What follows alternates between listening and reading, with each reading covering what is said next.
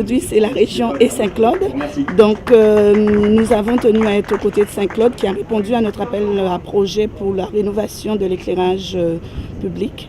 Et il faut savoir que la région accompagne Saint-Claude à hauteur d'1,2 million de fonds région FEDER sur cette opération et que c'est un appel à projet que nous avons lancé en avril dernier qui consiste à accompagner les 32 communes de la Guadeloupe pour leur permettre de faire des économies non négligeables, puisque nous voyons que pour Saint-Claude, c'est quand même 75% sur leur éclairage public qu'ils vont faire comme économie.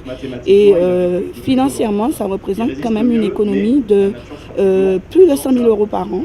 Donc Saint-Claude est à féliciter.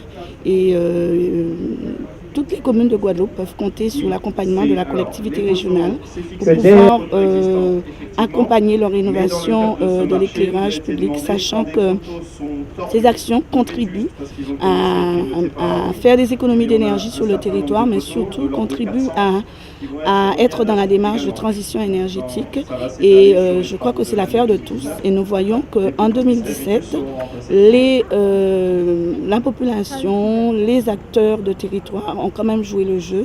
C'est ainsi que nous avons pu introduire plus de 20% d'énergie renouvelable dans notre production d'énergie de la Guadeloupe et c'est un record qui n'a jamais été atteint. Donc la région continue à être aux côtés de la population et des collectivités. Parce que l'éclairage public, il faut savoir que c'est un poste de dépense qui mobilise les budgets.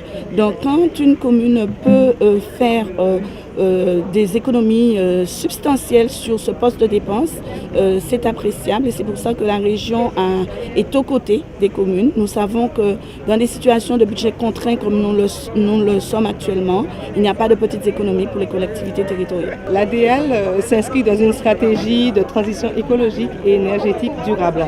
Et c'est une institution, un service déconcentré de l'État qui est justement sur le territoire pour mieux accompagner les collectivités.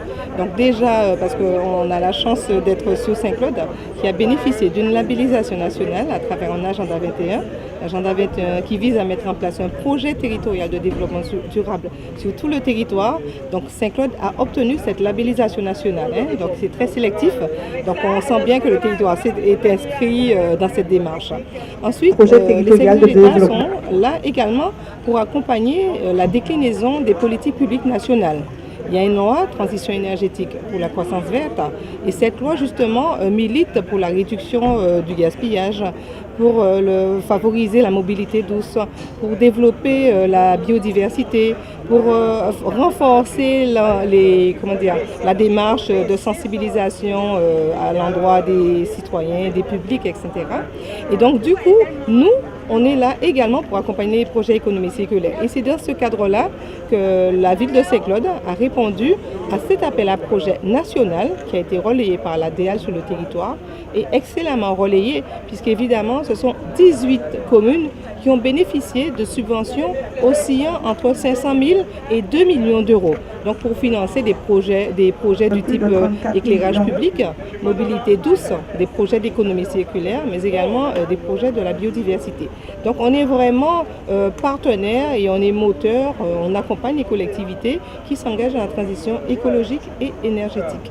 Nous sommes déjà dans l'agenda 21 et là nous poursuivons toutes les actions qui découlent de l'agenda 21 et aujourd'hui nous sommes dans l'achat de nos voitures, mettre des voitures douces sur le territoire et aussi permettre un éclairage qui soit plus performant sur le territoire, nous permettant aussi d'économiser énormément là-dessus. Il faut compter 70%, oui, il faudra compter au moins près de 70% d'économie sur l'éclairage public et aussi par rapport au coût des voitures, l'essence et tout, la circulation des voitures.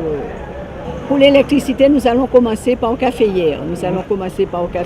Et ensuite, nous allons, tous les autres quartiers de la ville seront dotés au fur et à mesure. La plupart de nos bâtiments, déjà le Copal sur la route de Choisy, c'est déjà un bâtiment à haute environnementale.